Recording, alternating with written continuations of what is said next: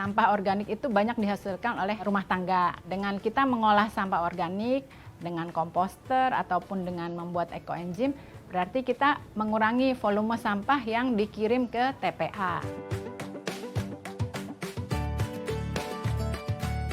Setelah mengenal ekoenzim, saya menggunakan ekoenzim juga di kebun saya itu. Saya mengelola kebun sayuran organik. Dengan menggunakan ekoenzim, kita mengurangi pengeluaran terutama untuk bahan-bahan pembersih. Jadi kita menghemat ya. Terus juga mencoba untuk mengurangi pemakaian bahan-bahan kimia di dalam rumah tangga dan mencoba hidup sehat dengan bahan alami.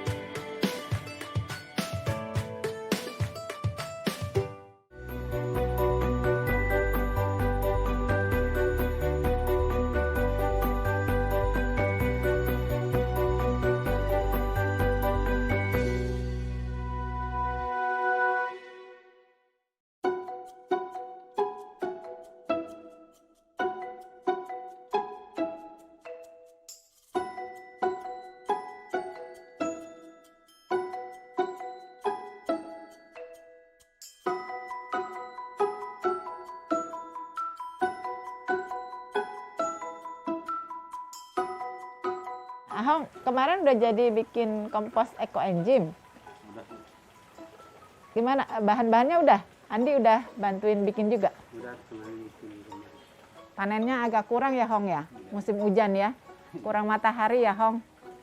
Kita mau tuangin ekoenzim yang di kolam ya. Saya Feni, saya ibu rumah tangga.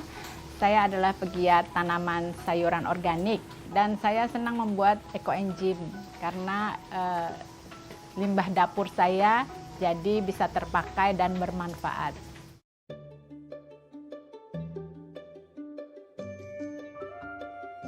Ini ekoenzim yang dibuat sama anak-anak di sini yang sudah siap panen. Ini terdiri dari sawi, caisim, pakcoy, bayam, tergantung pada waktu itu panennya apa. Nah, ini di sini sudah siap dipanen.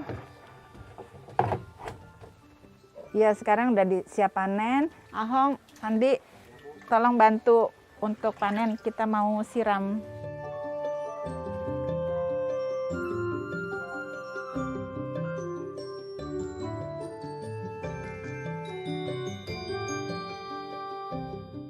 Saya membuat ekoenzim setelah diperkenalkan oleh adik saya, Anita, sejak Juli 2020.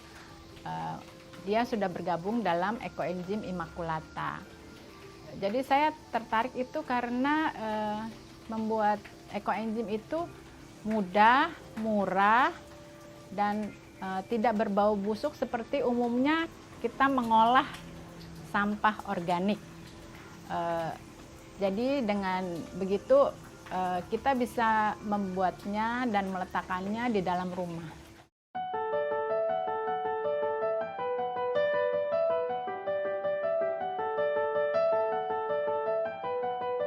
Air saringannya ini akan kita pakai untuk menyiram. Jadi kita campur dengan air.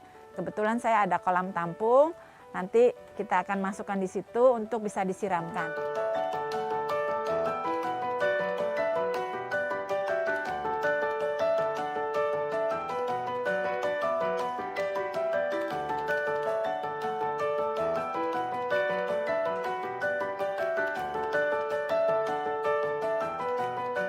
Memasukkan ekoenzimnya ke dalam kolam untuk bisa disiramkan nanti ya.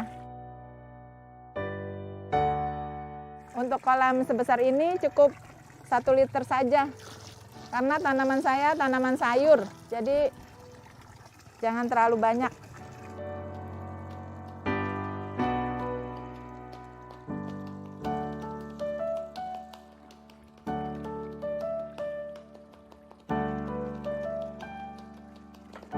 Ini untuk meringankan kerjaan Andi dan Ahong, saya memakai pompa untuk mengisap air yang ada di kolam ini.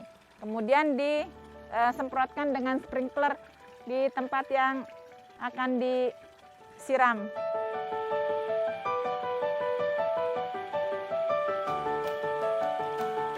Di kebun saya mengelola kebun saya secara organik. Jadi dengan ekoenzim itu sangat sejalan ya. Ekoenzim mampu mengurai unsur-unsur kimia yang terkandung di dalam tanah menjadi pupuk. Dan juga ekoenzim menjadi katalisator yang mempercepat penyerapan nutrisi ke dalam tanaman.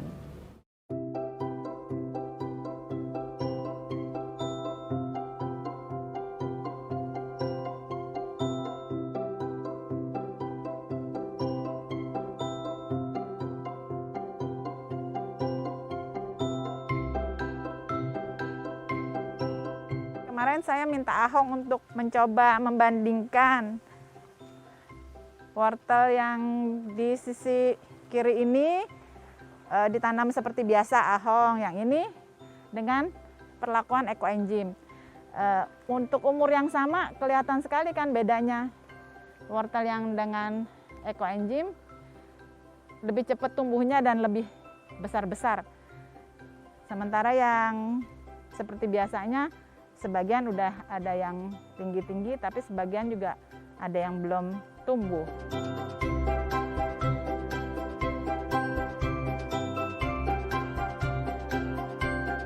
Setelah memakai ekoenzim, itu yang tampak terlihat adalah daunnya menjadi lebih besar-besar dan umurnya itu menjadi lebih pendek, umur tanamannya. Yang memakai ekoenzim itu lebih cepat bisa dipanen dengan yang biasa kita lakukan dengan organik.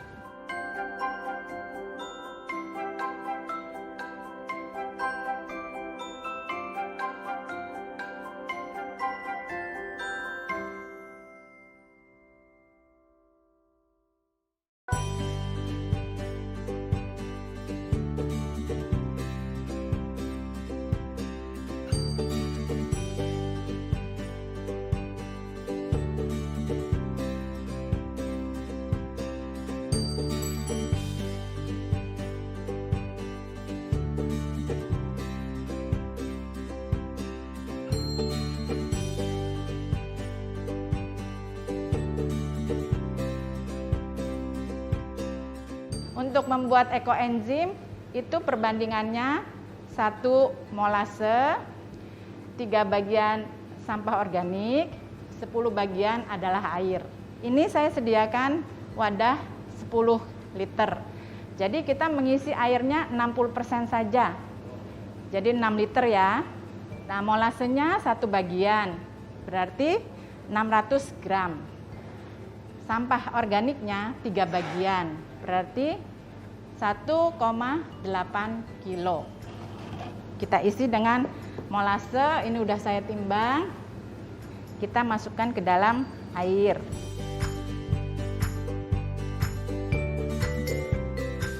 Sampah organik bisa dari kulit buah dan sayuran, tetapi dianjurkan dari sayurannya itu 30% saja supaya hasil fermentasi baunya lebih harum kalau dari buah-buahan. Jadi sekarang kita mulai menimbang ya. 30% dari 1,8 kilo berarti 600 gram. Kita coba maksimum ya, 600 gram.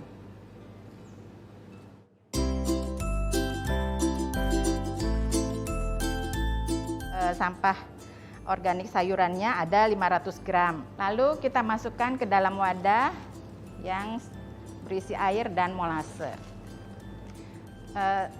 Sebisanya sayurannya sudah dipotong-potong agak kecil ya, supaya nanti bisa terfermentasi dengan baik. Lalu kita mulai menimbang kulit buah. Ini ada pisang, jeruk, kedondong, pepaya. Ini kulit buahnya ada 330 gram. Jadi sekarang sampah organik kita, tadi sayuran 500 ditambah dengan kulit buah 330, jumlahnya 830. Sementara bahan organik yang diperlukan adalah 1,8 kilo. Jadi masih kurang banyak ya. Jadi teman-teman jangan khawatir, karena kan sampah rumah tangga kita tidak bisa sebanyak itu mungkin ya. Jadi kita diperbolehkan mencicil sampai dengan 2 minggu, 14 hari ya. Jadi dari tadi 830, misalkan besok kita makan sampahnya ada 300, ada 200, nah kita mencukupi sampai 1,8 kilo. Nanti setelah semua sampah tercukupi, kita memberi tanggal, kita label, kita tulis tanggal supaya kita tahu nanti kita harus panen kapan, karena fermentasinya adalah 3 bulan. Mari kita aduk ya supaya sampah-sampahnya semua tenggelam dan bisa terfermentasi dengan baik.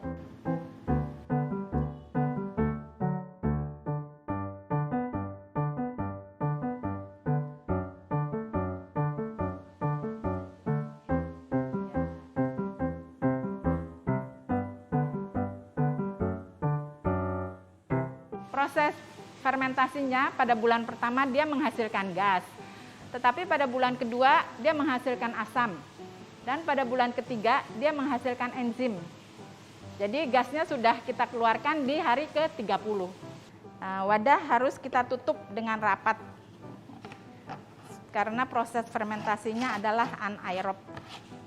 Jadi dari sampah dapur jangan kita buang ke tong sampah langsung. Bisa kita buat ekoenzim supaya lebih bermanfaat. Mudah bukan membuatnya? Silakan mencoba.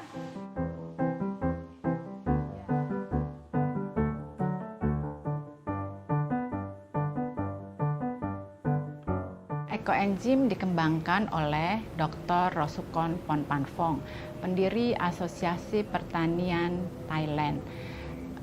Gagasan proyek ini adalah mengolah sampah organik dapur rumah tangga menjadi cairan fermentasi yang banyak sekali manfaatnya. Kemudian ekoenzim disebarkan oleh Dr. Choen Un, seorang naturopati Penang, Malaysia, dan sampai ke Indonesia. Kira-kira tahun 2019 makin berkembang di Indonesia dengan komunitas ekoenzim Nusantara.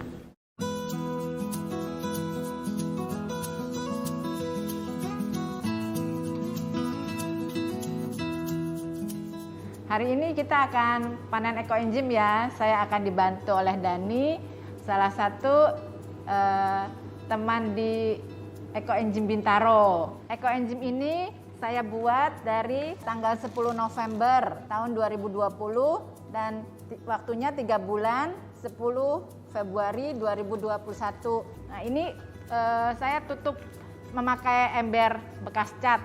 Ini saya kasih lapisan plastik untuk benar-benar kedap udara. Jadi supaya fermentasinya berjalan dengan baik. Yuk mari kita buka ya. Wah, ini banyak jamur piteranya.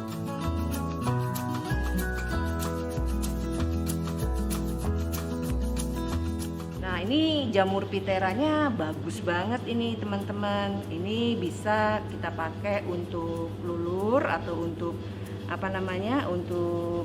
masker. Dan saya sendiri sudah pakai, hasilnya bagus. Kulit saya terasa kencang, sehat dan bersih. Jadi manfaat ekoenzim selain untuk kebutuhan rumah tangga seperti sanitasi, desinfektan, juga untuk perawatan tubuh kita sangat luar biasa.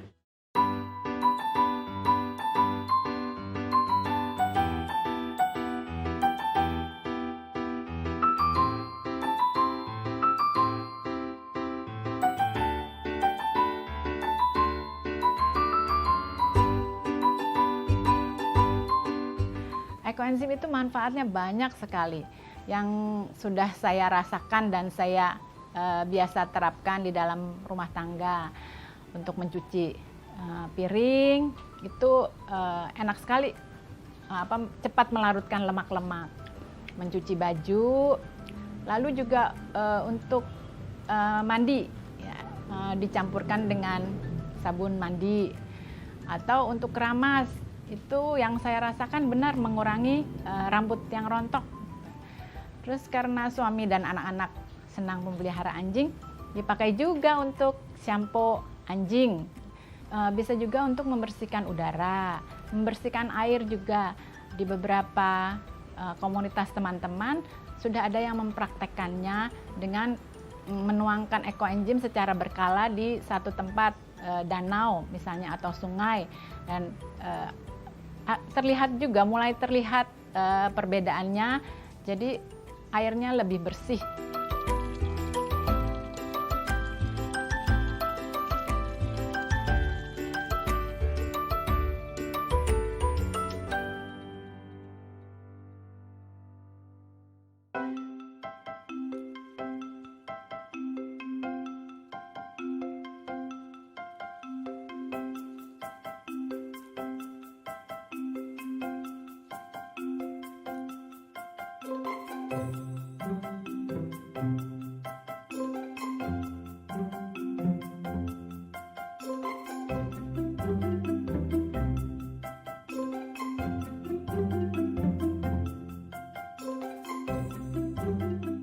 Ini wortel ya, bisa untuk salad juga.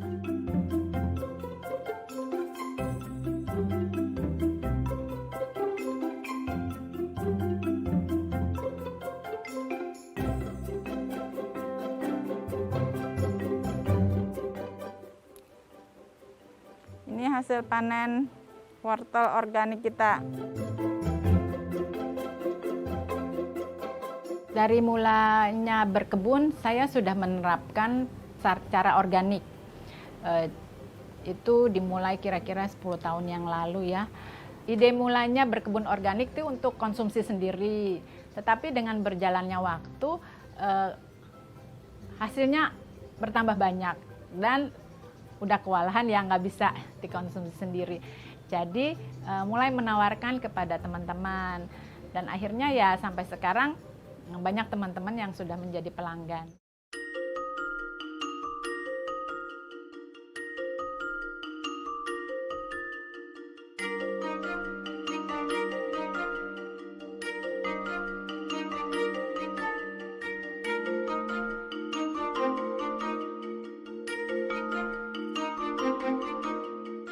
Biasanya kita mencuci sayur dengan cuka buah di rumah ya. Sekarang kita bisa memakai ekoenzim karena ekoenzim juga mengandung asam. Jadi kurang lebih fungsinya sama, dan ini lebih ekonomis lah kita membuatnya sendiri dari sampah dapur kita.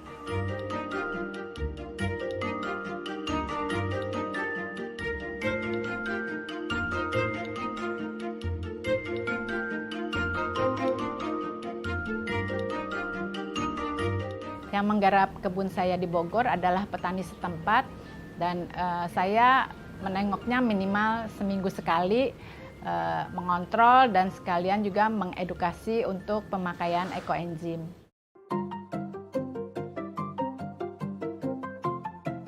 Ini sampah bekas sayur ya, yang nggak bisa dipakai atau disebut jelek. Bisa kita bikin kompos, dimanfaatin buat bikin ekoenzim. Tapi kita harus iris dulu biar nggak gede-gede gini, biar cepat membusuk.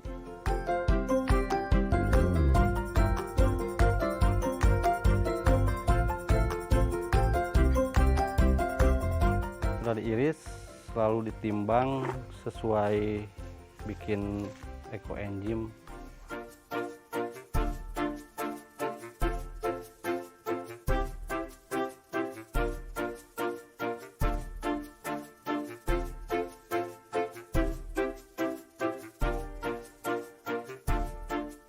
Ini kurang sekilo sampahnya, baru 11 kilo. Terus saya mau cukupin sampahnya biar ekoenzimnya bisa kita tutup lagi.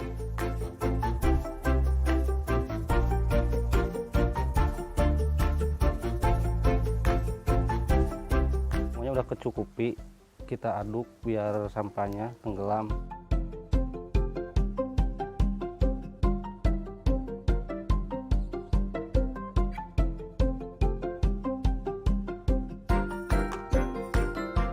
Belajar ekoenzim dari Bu Penny. Ya disebut susah ya emang susah, disebut gampang ya gampang. Istilahnya kalau kita belajar pasti bisa, tapi lama-kelamaan udah terbiasa ya jadi gampang lah.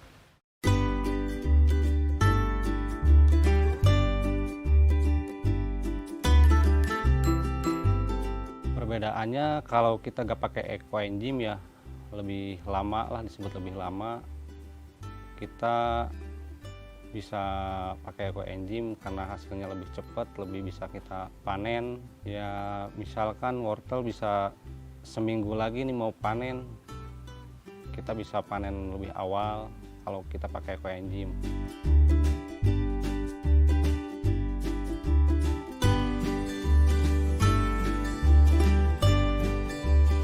Kita juga memperkenalkan ekoenzim kepada masyarakat lebih luas supaya mereka juga ikut mengolah sampah dapurnya, mengurangi sampah dan menikmati manfaatnya yang banyak.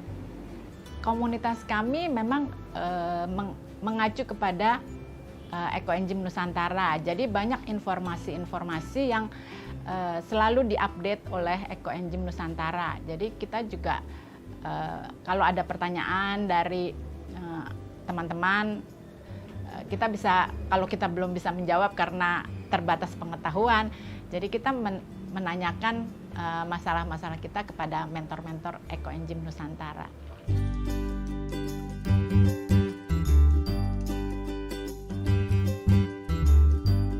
Ekoenzim itu adalah gerakan bersama untuk menjaga lingkungan, membersihkan, membuat lingkungan lebih bersih, dan juga mengurangi sampah tentunya. Jadi di sini kita mendapat manfaat berganda ya, mengurangi sampah dan juga memanfaatkan hasil fermentasi dari ekoenzim.